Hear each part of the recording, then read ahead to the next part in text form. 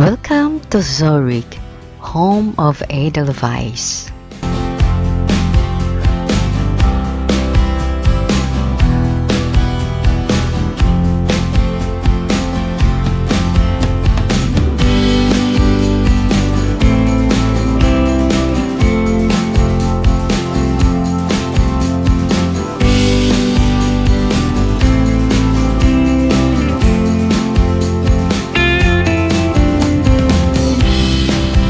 Zurich Airport is the largest international airport of Switzerland and the principal hub of Swiss international airlines.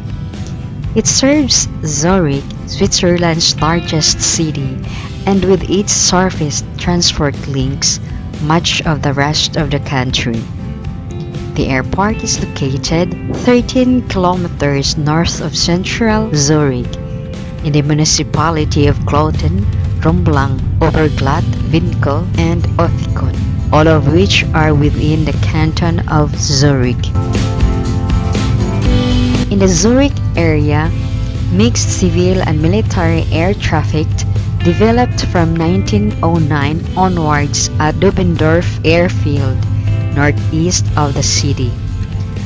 From 1919, the airport was home to Swiss Air's predecessors Ad Astra Aero, and from 1932 also to Swiss Air.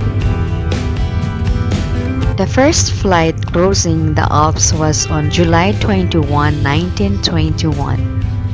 The first international flight service began on 1st June 1922 with an Ad Astra route to Forth near Nuremberg in Germany.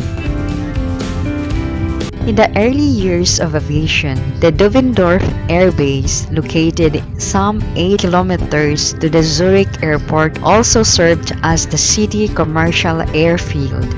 The need for a dedicated commercial facilities led to the search for a location of which to build a replacement airport. In 1939, civil air traffic had to be suspended at the outbreak of the Second World War for military strategic reasons. Although Swiss Air was allowed to resume scheduled air traffic in September 1940, this remained on a modest scale during the war.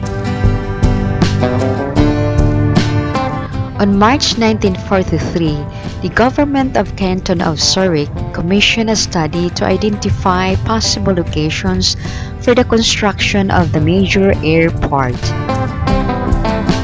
In its report, a consortium of engineers and architects led by Lockyer and C Company advised against the previously discussed expansion options at Dubendorf Airport and instead recommended a separate civil airport in the partially forested moorland area of the armory situated between Kloten and Oberglatt.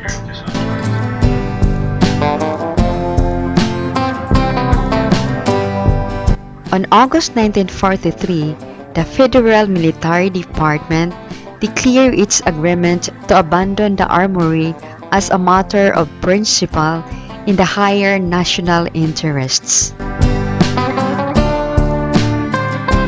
Lockyer and C Company submitted Project 1 to the government on December 31, 1943. 4 runways were planned, and together with the buildings, the required area was 472 hectares. Without the purchase of land, the project would have cost 87 million Swiss francs, or CHF. The government found the costs too high and ordered a renovation. The Project 2 of 29 April 1944 still provided for an area of 219 hectares and costs of 65 million Swiss francs. But the Government Council demanded a further reduction.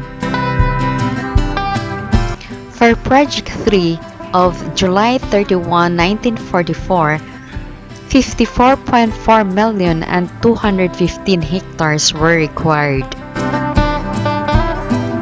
The project nevertheless met the requirements of an intercontinental airport.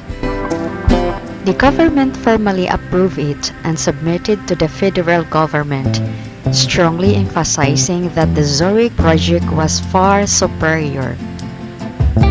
On December 1944, the responsible federal councillor Enrico Silio explicitly spoke out in favor of Zurich Kloten, a letter to his counterparts, as did the governments of the cantons of eastern and central Switzerland and Ticino a month later.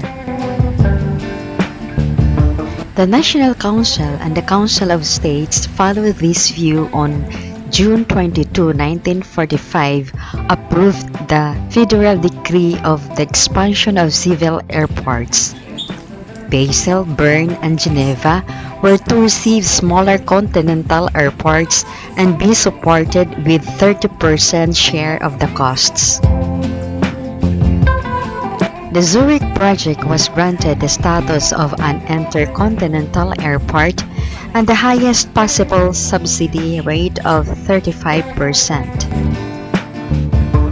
Switzerland's federal parliament decided in 1945 that Zurich was to be the site of a major airport and sold 655 hectares of Kloten-Bulak artery garrison to the canton of Zurich, giving the canton control of the new airfield.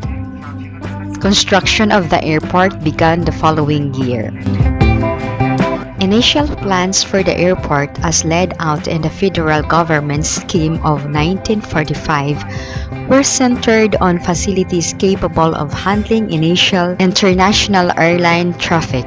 Aircraft up to 80 tons were envisaged. The primary runway was to be designed for use in all weathers and at night, with 400-meter wide hard surface running to 3,000 meters in length. Additional 100-meter areas were to be provided on the shoulders of lateral protection in case of runway excursions. Additional domestic runways between 1,000 and 1,400 meters in length were also to be built. Thank you for watching. See you again on my next video. Bye!